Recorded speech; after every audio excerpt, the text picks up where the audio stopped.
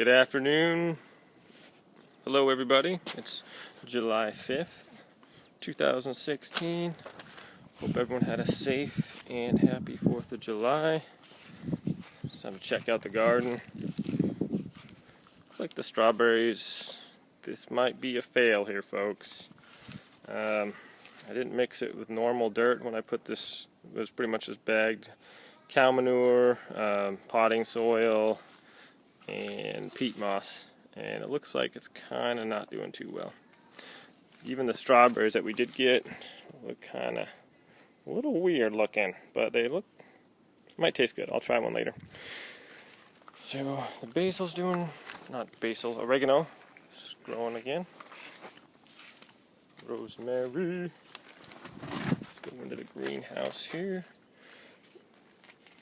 Okay, so the tomatoes are growing pretty good. I think a lot of the ladybugs were dead when I sprinkled them in here. But we got some peppers growing here, if you can see that there. There's a few little hot peppers. There's lots of tomatoes growing, just haven't ripened yet. Brussels sprouts are growing, but they're growing slowly. More pepper plants. Doesn't look like any peppers are growing in here at all, though. Basil is doing really good. Usually, last time we had them outside, I think the bugs just ate them. But in here, they're safe. More tomatoes. We're going to have a lot of tomatoes. Looks like they're doing pretty good. The kale is doing wonderful in here. It's just growing like crazy. Cucumbers, we got a couple off of here, but other than that, they haven't really been producing.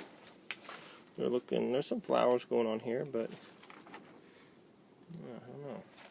Tomato, another tomato plant. Looks like we got a couple that are ripening over here. Our purple bell pepper plant. There's one back in here, if you can see, right there. And the green bell peppers too, right down in there. So we have the cherry tomatoes are going. They taste good, but the skin's kind of thick, so a little rough, you know, a little chewy, but they have good flavor. They're sweet. So I'm kind of interested to see how the other tomatoes are going to turn out. So that's what we got in the greenhouse. Whew, a little warm in here.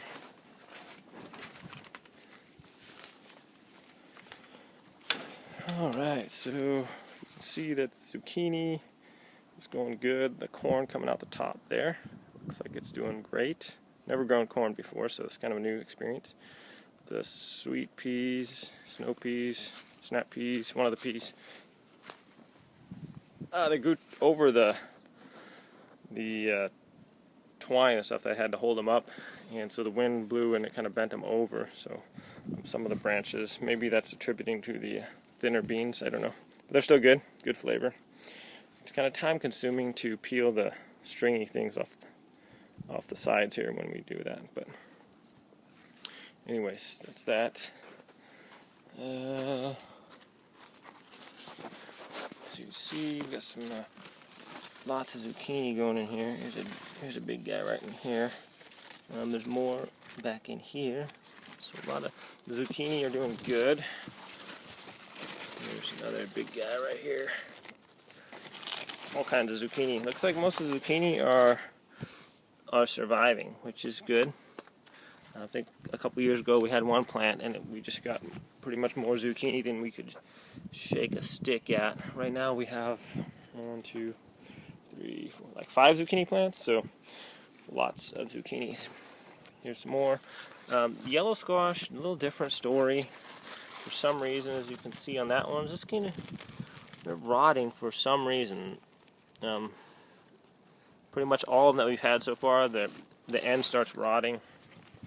Now I'm not sure if you're supposed to take that flower off the end or what. I'm going to do it on this one, because it seems that this little flower part rots and then just kind of moves on in. See the end of that one there? So if you can see up under here, ow, sharp. All those are kind of just rotting there. And so here's a couple that aren't. They're doing okay. But for the most part, probably 80-90% of our yellow squashes are rotting. There's some more over there, maybe off the ground. They're doing okay. Whoa, almost fell there. More zucchini back in there, doing good. So we're gonna have lots of zucchini stuff. Have to break out the zucchini recipe book, zucchini pancakes, zucchini bread, zucchini muffins, zucchini, and lots of peas. We've been cutting them up and putting them in the freezer for soups and stuff like that. And it looks like our beans are growing. And they're all wrapped up with the peas, but there's some flowers on the other side, so they should be getting some beans pretty soon too. So pretty excited about that. Okay, Brussels sprouts, the ones on the outside.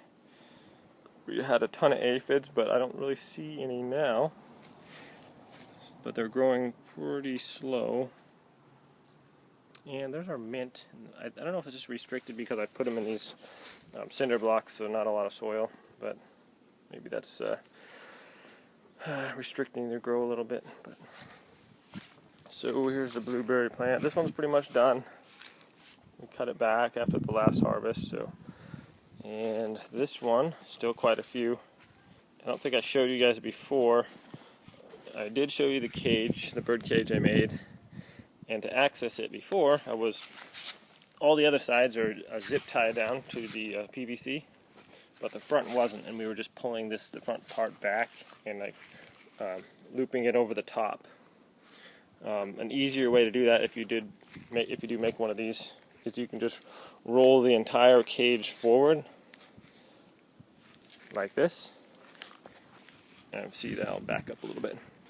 So just roll it out of the way, and then you have access to your whole plant.